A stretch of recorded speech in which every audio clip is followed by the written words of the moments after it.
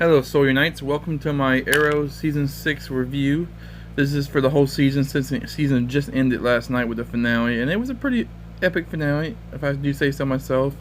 There will be plenty of spoilers in this review, so please keep that in mind if you're not up to date with Arrow yet. Um, so, I like this season a lot. I will agree it's probably not as good as Season 5, but I feel like it's pretty close. Mainly just because Adrian Chase is a better villain than the villains we had in this season. But I still like this season. I think this season had some more interesting story arcs than Season 5, honestly. But overall, it comes down to Adrian Chase as being a better character and the actor doing a really great job of portraying that character. But I really enjoyed this season. And I really want to give them props for being a little ambitious and trying a different format than what Arrow and even Flash and all the other CW shows usually do. Right now, the CW shows seem to have this very, tired format of having one central villain for the entire season, and having that one villain, basically be the villain the entire season. Like they'll go back and forth. It's very formatic. It's always like the villain pops up after a couple episodes, then the hero and the villain actually have a fight maybe in the mid-season, but then they don't see each other maybe but once or twice again in the next few episodes, and basically it's the villain just keeps sending henchmen. Then you have a couple filler episodes that have nothing to do with the villain, and then you might have a villain-centric episode, and eventually there's a battle at the end. It's very, very formatic, and honestly, I'm glad Arrow tried something a little different this season. Arrow decided to split up the season into a couple of different story arcs that revolved around a couple of villains. The first story arc revolved around Caden James, who was slightly set up from last season, even though we never saw him. But he was mentioned and he was set up to be a villain, and he was basically he was kind of cool because he was like a smart villain. He was a tactical villain. He wasn't a fighter. He couldn't stand up to Oliver in any kind of physical capacity, but he was able to outsmart Oliver, and he was able to manipulate people and get people to work for him. And he had his own little army, and he eventually builds this whole team of Arrow villains that were set up either in that season or the season before. You have Anatoni, you had Vigilante, you had Richard Dragon, who was a new character that was introduced a couple episodes before, and I'll get more on that later. But and you had somebody else. I don't even remember who the other. Oh, Black Siren. And, it was an interesting little development, and it was kind of cool because at that time, Arrow's team was being fractured. His team, he was losing trust in his team members, and the team members were making decisions that were a little weird, and so it was interesting to see Oliver's team get fractured, but at the same time, Caden James was building a very unity strong team against Oliver. And that part of the storyline was great. People seem to like Caden James too for the most part. But then there's this whole story arc in the middle where Caden James kind of like he gets defeated and he gets killed. Spoiler alert, by Richard Dragon of all people, who is you find out he's been putting plans in motion to become the new villain to take over the city or whatever. And some people didn't like this. They think that a lot of people thought that Richard Dragon didn't get enough development in this season, that they took too long to develop him. But my thing is, they wanted to do something different, and they had a different villain for the first half. So yeah, you couldn't have Richard Dragon be as badass and be as prominent at the beginning, because that was Caden James's time. He had to have his story arc. And in order for Richard's story arc to really flourish, you had to have Caden James' storyline to end.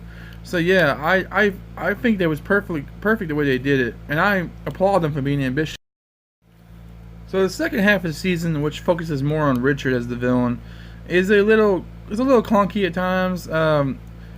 It kind of suffers from just bad character interactions and kind of like not, I don't want to say lazy, but just character motivations and character reactions that seem uncharacter-like. The characters were doing things they normally you wouldn't think they would do in order to get the story to move to the next level, which I guess could be considered lazy writing. Especially with the whole kind of Arrow Civil War storyline. That's what the fans call it, that they started building up with all the friction between Wild Dog, Mr. Terrific, and Black Canary having their own team, and then eventually Diggle having this very, very uncharacter-like debate that turned into a fight with Oliver, and they have this. It's an awesome episode. There's great acting in that episode between David Ramsey and Stephen Amell.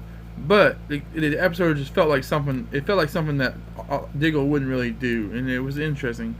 But and then we had, and then we had an episode kind of late in the season that was basically focused around Richard Dragon's character development. It was giving him more backstory, giving him more, fleshing him out more as a character. And a lot of fans really didn't like this episode because A, it didn't really have much Oliver in it at all. It was all about Richard, and B, they just didn't. I guess they didn't like it because it was a Richard-centric episode. But I love this episode. I thought the Richard-centric episode was actually one of the best episodes because, I mean, first of all, I love episodes that focus on the villain or focus on characters that are not the main characters.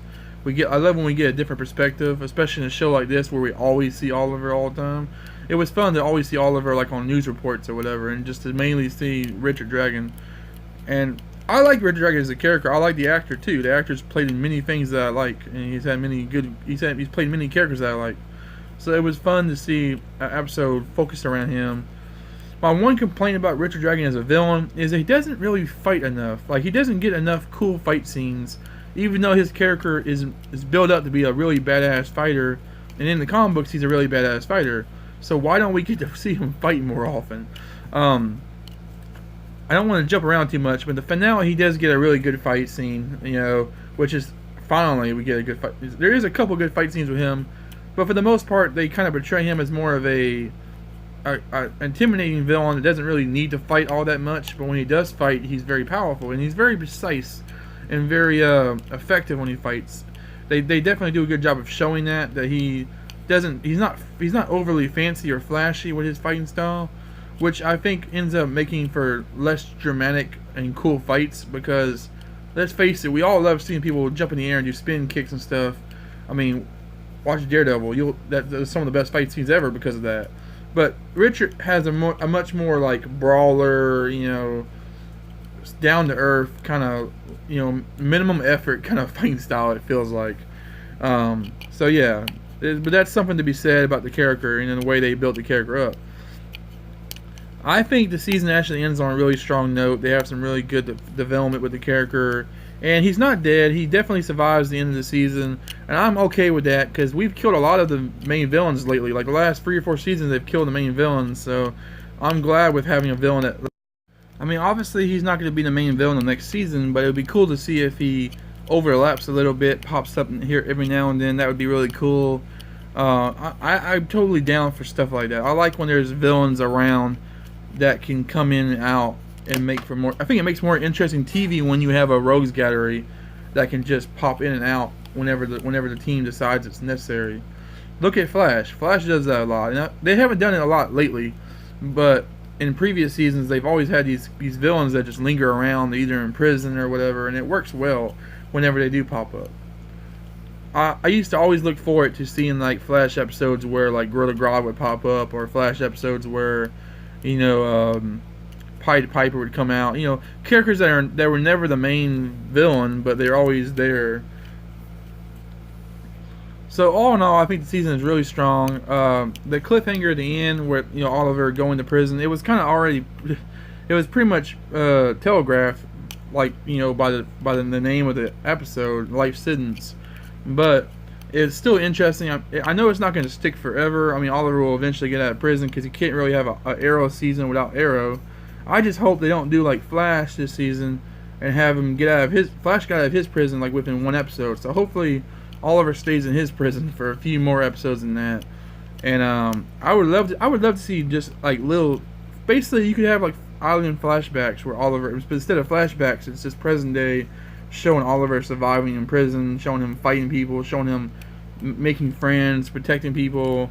Just showing him doing stuff in prison would be cool. I would love to see like him start up a little gang, like build some friends or help protect the cops or something. That would be kind of cool. Just to see some stuff that would go on in prison. I want to see a Rorschach moment, especially where he's like, "I'm not locked in here with you. You're locked in here with me." That would be awesome. But overall, I think the season was really strong. It all came together very well. I like the little tripwire trap in the finale, even though I think it was a little eccentric, but visually it looked cool. And yes, we did lose Quentin in the finale. And yes, it wasn't very emotional. It kind of felt like Laurel's death scene, where it was very emotional, and all of a sudden it was very anticlimactic because he actually dies off screen. Like, he gets his whole speech with Oliver, or him and Oliver have this whole conversation that's very touching, and then you think he's gonna be okay. You think he's gonna stabilize, and then he just dies. It was kind of the same thing with Laurel, and I kind of hated the way they did that too. Just the way he dies off camera is very annoying to me. But I like his character. He's a great character. He's a great actor. But he hadn't really been doing a whole lot in the last couple of seasons. And his character just didn't really have a whole lot of places to grow and to continue. So I'm perfectly fine with him killing. I much rather them kill a character off while the character is at their highest point, like from a performance standpoint, than have the character linger on and have nothing to really do and just have to make up bullshit storylines for that character. I'd much rather them die, at the pinnacle of their character's arc than just linger around. Heroes is a good example. Skyler was a great villain in season 1 and season 2, whatever, but they kept him around to like all the way to the end of the series, and he just became worse and worse every season. So yes, I definitely think this was a great season. Honestly, not quite as good as season 5, but definitely better than season 4 and 3. And I might even like it better than season 2. I know a lot of people. I know a lot of people hold season 2 on a very, very high pedestal, but I definitely like this season a lot. I think Richard so far. I think Richard was a better villain than Damien Darhk and Ra's al Ghul, but he's not as good as a villain as Deathstroke or Merlin or Prometheus. So definitely there's that to be considered. But overall, I think it was a good season. It was a little wonky in the middle. The middle's a little weak at some points, but I think it started off very strong, and I think it ended very strong. And that's pretty much all that really matters in the end. I mean, yes, the middle is kind of important too, but I don't know. As long as you can build a good foundation and end on a good note, I think you'll have most fans will be content enough. And that's how I am. I feel like I'm content enough with the way it ended and the way it began to kind of forgive some of the less than stellar middle ground of the season. So yes, guys, that's my review for Arrow season 6. Really decided to see what they do with the next season. I'm assuming there's a next season. So yeah, see you guys later. Like, comment, subscribe, and adios.